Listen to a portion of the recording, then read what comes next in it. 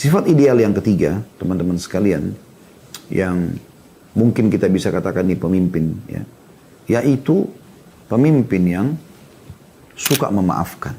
Jangan pernah menghayal teman-teman sekalian, tidak ada orang yang jelek-jelekin Anda. Mustahil itu. Menghayal itu. Anda mau semua orang acung jempol begini? Nggak bakal terjadi, teman-teman sekalian. Mustahil. Akan ada orang yang beginikan Anda. Sehebat apapun Anda menjaga itu. Loh kok bisa Ustaz bilang begitu? Coba lihat kehidupan Nabi SAW. Coba lihat kehidupan para nabi-nabi. Bukankah mereka manusia terbaik? Apakah semua orang acungkan jempol untuk Nabi SAW?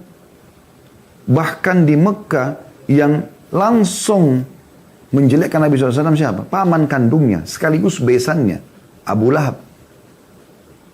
Saking bencinya dengan Nabi SAW dan Islam, dia suruh anak laki-lakinya menceraikan anak perempuan Nabi SAW.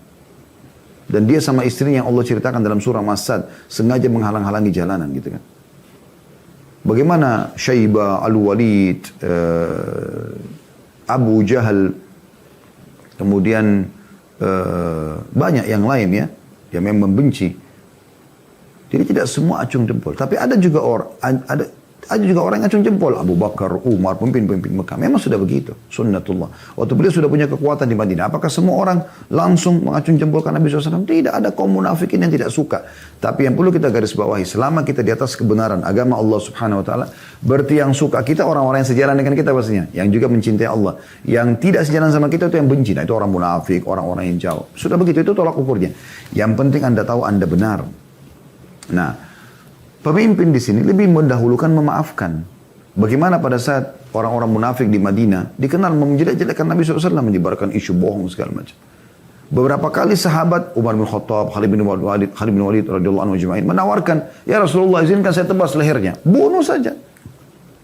Kalau kita berpikir ya, kalau mau pakai akal manusia, bukan menggunakan hukum Allah, ya matikan selesai, habis bahayanya gitu kan, tidak akan mengganggu lagi.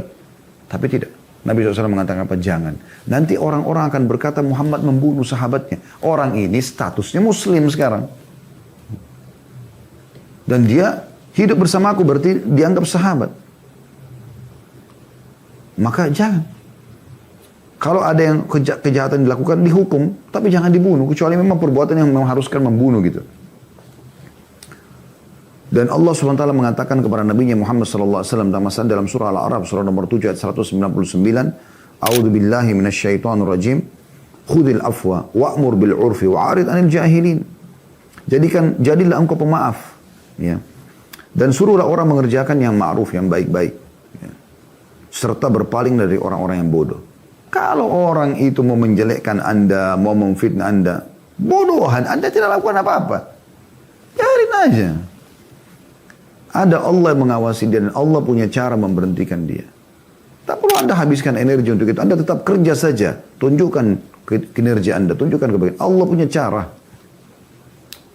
Itu sudah jadi rahasia umum dan kaidah umum teman-teman sekalian. Ya. Tapi di sini Allah menyuruh Nabi SAW sebagai pemimpin. Jadilah engkau pemaaf. Karena kalau setiap orang yang menjadikan kita jengkel, kita mangkel. Kalau yang jengkel sama kita 100 orang.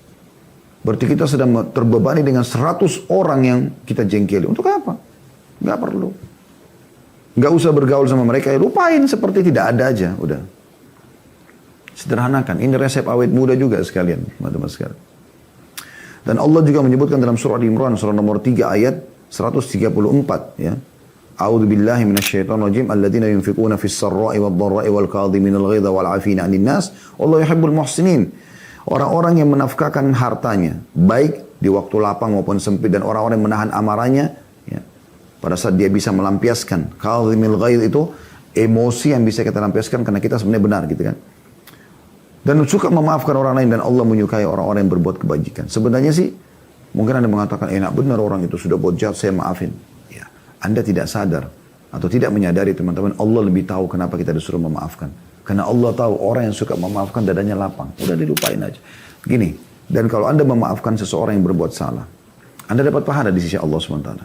Dia, ya, kalau Anda tidak ucapkan di depan dia, sudahlah orang ini, oh sudah saya maafin. Antara Anda sama Allah SWT. Dia tidak terlepas dari hukum sampai dia minta maaf juga. Kecuali Anda bahasakan ke depan dia, udah saya sudah maafin kamu ya. Ya. Aisyah berkata radhiyallahu anha, aku tidak pernah melihat Rasulullah SAW membalas dendam terhadap kezaliman. Padahal beliau mampu. Ya. Yang dilakukan terhadap beliau tidak pernah. Gitu.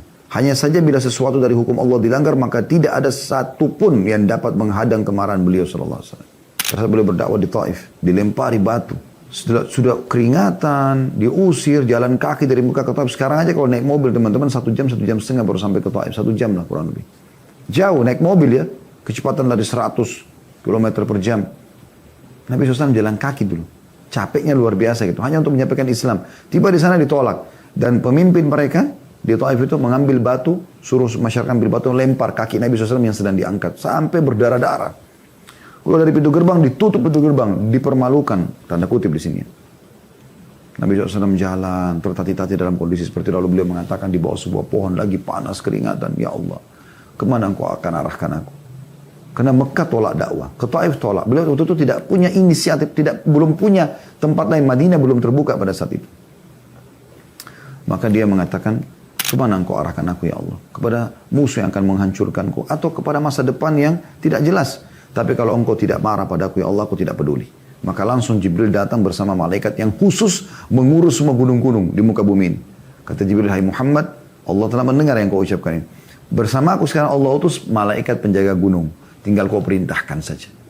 Dia bisa menyatukan antara gunung-gunung 2 kota ini. Mekah sama Taif. Dua-duanya habis sejarah. Dalam sejarah manusia habis semuanya.